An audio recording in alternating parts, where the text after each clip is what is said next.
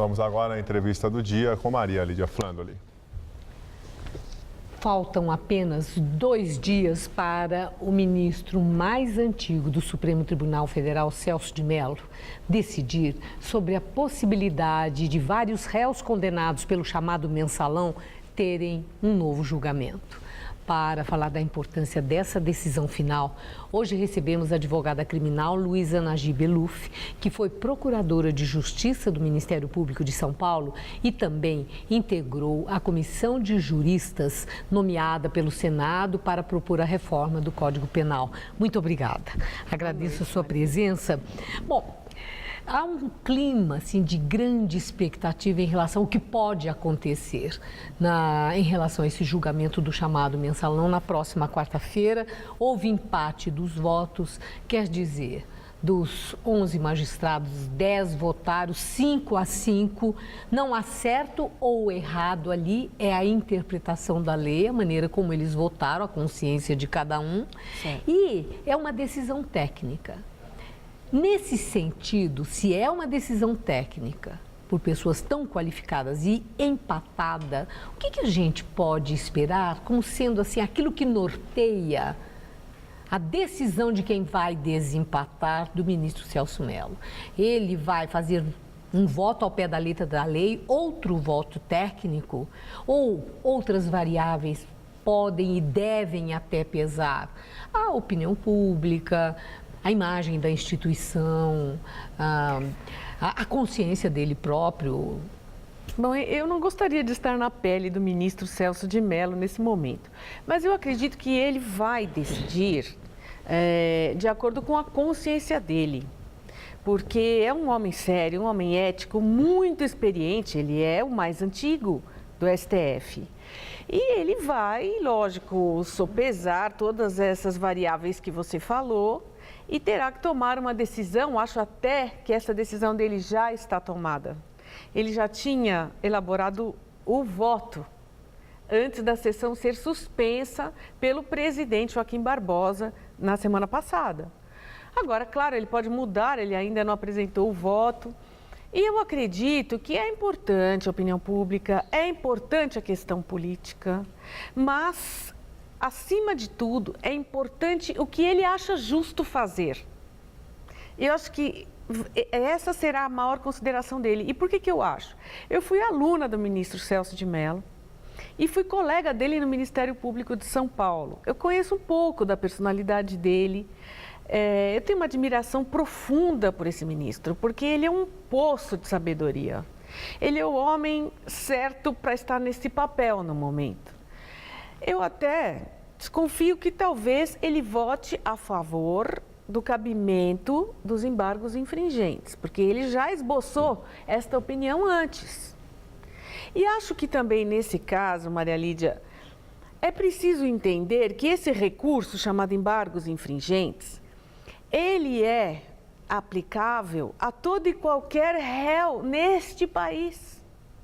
Então, desde o ladrão de galinha até o perigoso meliante, membro do PCC, homicida, traficante, tudo, qualquer um deles tem direito aos embargos infringentes.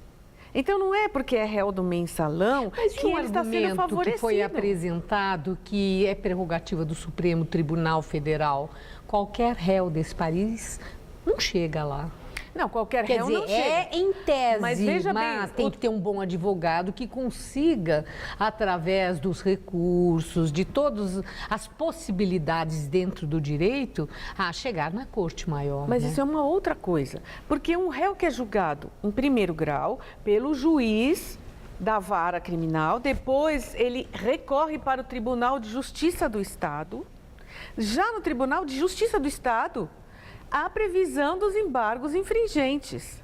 Então, se ele cumprir os requisitos legais, ou seja, os juízes, os desembargadores estaduais, não entram no acordo, 2 votam pela condenação e 1 pela absolvição, ele entra com embargos infringentes. Falando assim na questão do voto pela condenação, pela absolvição, aí no caso, nessa decisão, se acata ou não o pedido deste recurso e o empate que deu, isso dá uma impressão que é uma partida de futebol.